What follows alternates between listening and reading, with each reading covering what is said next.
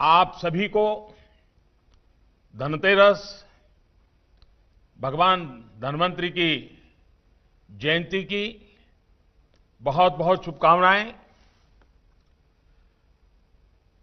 धन्वंतरि जी ने आरोग्य के देवता माने जाते हैं और आयुर्वेद की रचना भी उनके आशीर्वाद से हुई है। आज के इस पावन दिन आयुर्वेद दिवस पर भगवान धन्वंतरि से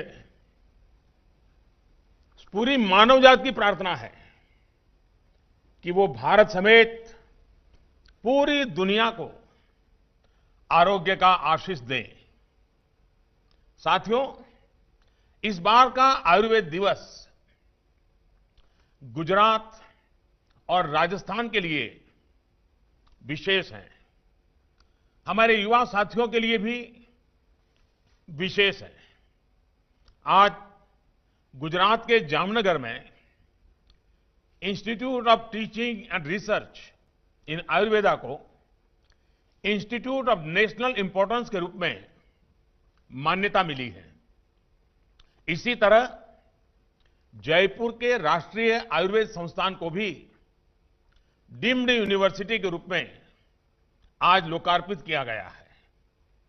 आयुर्वेद में उच्च शिक्षा, रिसर्च और स्किल डेवलपमेंट से जुड़े इन बेहतरीन संस्थानों के लिए राजस्थान, गुजरात के साथ ही पूरे देश को बहुत बहुत बधाई।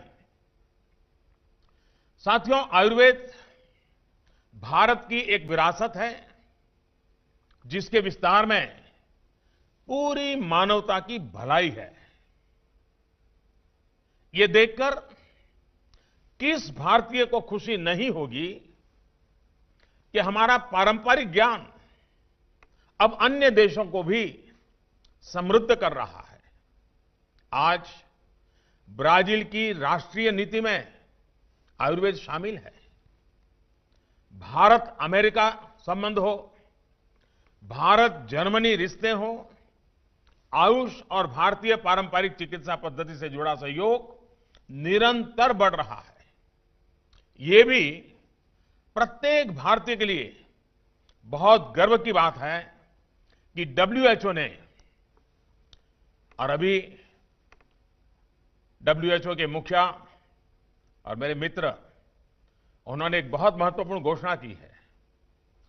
WHO ने global centre for traditional medicine, इसकी स्थापना के लिए दुनिया में से भारत को चुना है और अब भारत में से दुनिया के लिए इस दिशा में काम होगा। भारत को यह बड़ी जिम्मेदारी सौंपने के लिए मैं वर्ल्ड हेल्थ ऑर्गेनाइजेशन का, विशेष रूप से WHO के महानिर्देशक, मेरे मित्र डॉक्टर टेड्रोस का भी हृदय से आभार व्यक्त करता हूं। मुझे विश्वास है कि जिस प्रकार Bharat pharmacy of the world इस रूप में उभरा है, उसी प्रकार पारंपरिक चिकित्सा का यह सेंटर भी ग्लोबल वेलनेस का सेंटर बनेगा। ये सेंटर दुनिया भर की ट्रेडिशनल मेडिसिन के विकास और उनसे जुड़ी रिसर्च को नई बुलंदियां देने वाला साबित होगा। साथियों, बदलते हुए समय के साथ आज हर चीज इंटीग्रेट हो रही है। स्वास्थ्य भी इससे अलग नहीं है। इसी सोच के साथ देश आज इलाज की अलग अलग पद्धतियों के इंटीग्रेशन, सभी को महत्व देने की तरफ एक के बाद एक कदम उठा रहा है। इसी सोच ने आयुष को, आयुर्वेद को देश की आरोग्य नीति, हेल्थ पॉलिसी का प्रमुख हिस्सा बनाया है। आज हम स्वास्थ्य के अपने पारंपरिक खजाने को सिर्फ एक विकल्प नहीं, बल्कि देश के आरोग्य का बड़ा आधार बना रहे हैं। साथियों, ये हमेशा से एक स्थापित सत्य रहा है कि भारत के पास आरोग्य से जुड़ी कितनी बड़ी विरासत है, लेकिन ये भी उतना ही सही है कि ये ज्ञान ज्यादातर किताबों में, शास्त्रों में रहा है और थोड़ा बहुत दादी नानी के नुस्खों में रहा है। इस ज्ञान को आधुनिक आवश्यकताओं के अनुसार विकसित किया जाना ये बहुत आवश्यक है। इसलिए देश में अब पहली बार हमारे पुरातन चिकित्सा वाला ज्ञान जो है, उस ज्ञान विज्ञान को 21वीं सदी के आधुनिक विज्ञान से मिली जानकारी के साथ भी उसको जोड़ा जा रहा है, इंटीग्रेट किया जा रहा है, नई रिसर्च की जा रही है। 3 साल पहले ही हमारे यहां अखिल भारतीय आयुर्वेदिक संस्थान की स्थापना की गई है। लेह में सोवा रिगपा से जुड़ी रिसर्च और दूसरे अध्ययन के लिए राष्ट्रीय सोवा रिगपा संस्थान विकसित करने का काम जारी है। आज गुजरात और राजस्थान के जिन 2 संस्थानों को अपग्रेड किया गया है, वो भी इसी सिलसिले का विस्तार है। भाई और बहनों, कहते हैं जब कद बढ़ता है तो दायित्व भी बढ़ता है। आज जब इन 2 महत्वपूर्ण संस्थानों का कद बढ़ा है, तो मेरा एक आग्रह भी है। देश के प्रीमियम आयुर्वेदिक संस्थान होने के कारण अब आप सब पर ऐसे पाठ्यक्रम तैयार करने की जिम्मेदारी है जो इंटरनेशनल प्रैक्टिसेस के अनुकूल और वैज्ञानिक मानकों के अनुरूप हो। मैं शिक्षा मंत्रालय और यूजीसी को भी आग्रह से कहूंगा कि आयुर्भौतिकी और आयुर्रसायन शास्त्र जैसे विषयों को लेकर नई संभावनाओं के साथ काम किया जाए। इससे रिसर्च को ज्यादा से ज्यादा बढ़ावा देने के लिए इंटीग्रेटेड डॉक्टरल और पोस्ट डॉक्टरल करिकुलम बनाने के लिए काम किया जा सकता है। आज मेरा देश के प्राइवेट सेक्टर, हमारे स्टार्टअप से, उनसे भी एक विशेष आग्रह है। देश के प्राइवेट सेक्टर नए स्टार्टअप्स को आयुर्वेद की ग्लोबल डिमांड को स्टडी करना चाहिए और इस सेक्टर में होने वाली ग्रोथ में अपनी हिस्सेदारी सुनिश्चित करनी चाहिए। आयुर्वेद की लोकल शक्ति के लिए आपको दुनिया भर में वोकल होना है। मुझे विश्वास है कि हमारे साझा प्रयासों से आयुष ही नहीं बल्कि आरोग्य का हमारा पूरा सिस्टम एक बड़े बदलाव का साक्षी बनेगा। साथियों, आप भली भांति ये भी जानते हैं कि इसी साल संसद के मॉनसून सत्र में 2 ऐतिहासिक आयोग भी बनाए गए हैं। पहला, national commission for Indian systems of medicine और दूसरा, नेशनल कमीशन फॉर होम्योपैथी। यही नहीं, नई राष्ट्रीय शिक्षा नीति में भी भारत की मेडिकल एजुकेशन में इंटीग्रेशन की अप्रोच को प्रोत्साहित किया गया है। इस पॉलिसी की भावना है कि एलोपैथिक एजुकेशन में आयुर्वेद की बेसिक जानकारी जरूरी हो और आयुर्वेदिक एजुकेशन में एलोपैथिक प्रैक्टिसेस की मूल जानकारी जरूरी हो। ये कदम आयुष और भारतीय पारंपरिक चिकित्सा पद्धति से जुड़ी शिक्षा और रिसर्च को और मजबूत बनाएंगे।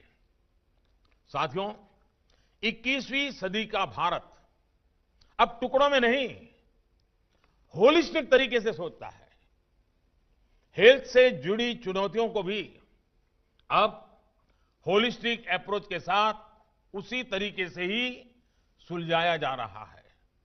आज देश में सस्ते और प्रभावी इलाज के साथ साथ प्रिवेंटिव हेल्थ केयर पर वेलनेस ज्यादा फोकस किया जा रहा है। आचार्य चरक ने भी कहा है, स्वस्थस्य स्वास्थ्य रक्षणम।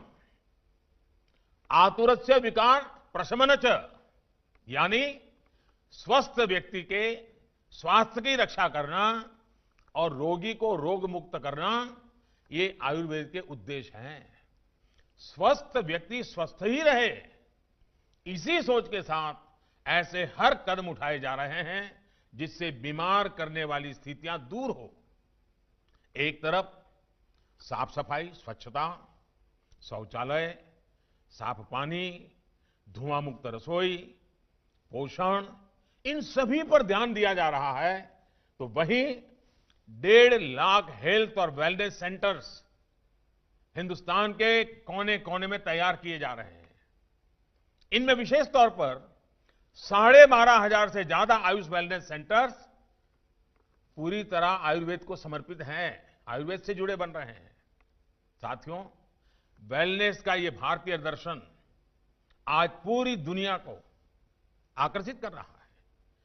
कोरोना के इस मुश्किल समय ने फिर दिखाया है कि हेल्थ एंड वेलनेस से जुड़ी भारत की ये पारंपरिक विद्या कितनी कारगर है। जब कोरोना से मुकाबले के लिए कोई प्रभावी तरीका नहीं था, तो भारत के घर घर में हल्दी, दूध और काढ़ा जैसे अनेक इम्यूनिटी बूस्टर उपाय बहुत काम आए। इतनी बड़ी जनसंख्या, इतनी घनी आबादी और ऐसा हमारा देश अगर आज संभली हुई स्थिति में है, तो उसमें हमारी इस परंपरा की भी अहम भूमिका रही है। साथियों, कोरोना काल में पूरी दुनिया में आयुर्वेदिक प्रोडक्ट्स की मांग तेजी से बढ़ी है। बीते साल की अपेक्षा इस साल सितंबर में आयुर्वेदिक उत्पादों का निर्यात लगभग 1.5 गुना, करीब करीब 45% बढ़ा है।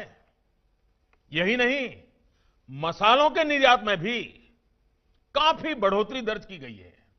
हल्दी, अदरक, ऐसी चीजें जो इम्यूनिटी बूस्टर मानी जाती हैं, उनका निर्यात अचानक इस तरह बढ़ना, ये दिखाता है कि दुनिया में आयुर्वेदिक समाधानों और भारतीय मसालों पर विश्वास कितना बढ़ रहा है। अब तो कई देशों में हल्दी से जुड़ी विशेष पेय पदार्थों की भी प्रचलन बढ़ रहा है। आज दुनिया के प्रतिष्ठित मेडिकल जर्नल्स भी आयुर्वेद में नई आशा, नई उम्मीद देख रहे हैं। साथियों, कोरोना के इस काल में हमारा फोकस सिर्फ आयुर्वेद के उपयोग तक ही सीमित नहीं रहा, बल्कि इस मुश्किल घड़ी का इस्तेमाल आयुष से जुड़ी रिसर्च को देश और दुनिया में आगे बढ़ाने के लिए किया जा रहा है। आज एक तरफ भारत जहां वैक्सीन की टेस्टिंग कर रहा है, वहीं दूसरी तरफ कोविड से लड़ने के लिए आयुर्वेदिक रिसर्च पर भी इंटरनेशनल कोलैबोरेशन को तेजी से बढ़ा रहा है। अभी अभी हमारे साथी श्रीपाद जी ने बताया कि इस समय 100 से ज्यादा स्थानों पर रिसर्च चल रही है। यहां दिल्ली में ही अखिल भारतीय आयुर्वेद संस्थान ने, जैसा अभी आपको विस्तार से बताया गया, दिल्ली पुलिस के 80,000 जवानों पर इम्यूनिटी से जुड़े रिसर्च की है। ये दुनिया की सबसे बड़ी ग्रुप स्टडी हो सकती है। इसके भी उत्साहजनक परिणाम देखने को मिले हैं। आने वाले दिनों में कुछ और अंतर्राष्ट्रीय परीक्षण भी शुरू किए जाने हैं। साथियों, आज हम आयुर्वेदिक दवाओं, जड़ी बूटियों के साथ साथ इम्यूनिटी को बढ़ाने वाले न्यूट्रिशियस फूड पर भी विशेष बल दे रहे हैं। मोटे अनाज यानी मिलेट्स का उत्पादन बढ़ाने के लिए आज किसानों को प्रोत्साहित किया जा रहा है। यही नहीं, गंगा जी के किनारे और हिमालयी क्षेत्रों में ऑर्गेनिक उत्पादों को बढ़ावा दिया जा रहा है। आयुर्वेद से जुड़े हुए पेड़ पौधे लगाने पर बल दिया जा रहा है। कोशिश यह है कि दुनिया की वेलनेस में भारत ज्यादा से ज्यादा कंट्रीब्यूट करे, हमारा एक्सपोर्ट भी बढ़े और हमारे किसानों की आय में भी बढ़ोतरी हो। आयुष मंत्रालय इसके लिए एक व्यापक योजना पर काम कर रहा है। आपने भी देखा होगा कि कोविड महामारी शुरू होने के बाद आयुर्वेदिक जड़ी बूटियां जैसे अश्वगंधा, गिलोय, तुलसी आदि की कीमतें इसलिए बढ़ी क्योंकि मांग बढ़ी, लोगों का विश्वास बढ़ा। मुझे बताया गया है कि इस बार अश्वगंधा की कीमत पिछले साल के मुकाबले 2 गुनी से भी ज्यादा तक पहुंची है। इसका सीधा लाभ इन पौधों, इन जड़ी बूटियों की खेती करने वाले हमारे किसान परिवारों तक पहुंचा है। हालांकि अनेक जड़ी बूटियां हैं जिनकी उपयोगिता के बारे में अभी भी हमारे यहां जागरूकता और बढ़ाने की जरूरत है। ऐसे लगभग 50 औषधीय पौधे हैं जिनकी सब्जियां और सलाद के रूप में खूब उपयोगिता है। ऐसे में कृषि मंत्रालय हो, आयुष मंत्रालय हो या फिर दूसरे विभाग हो, सभी के संयुक्त प्रयासों से इस क्षेत्र में बड़ा परिवर्तन आ सकता है। साथियों, आयुर्वेद से जुड़े इस पूरे इकोसिस्टम के विकास में देश में हेल्थ एंड वेलनेस से जुड़े टूरिज्म को भी बढ़ावा मिलेगा। गुजरात और राजस्थान में तो इसके लिए असीम संभावनाएं भी हैं। मुझे विश्वास है कि जामनगर और जयपुर के ये दोनों संस्थान इस दिशा में भी लाभकारी सिद्ध होंगे। एक बार फिर से आप सभी को बहुत बहुत बधाई।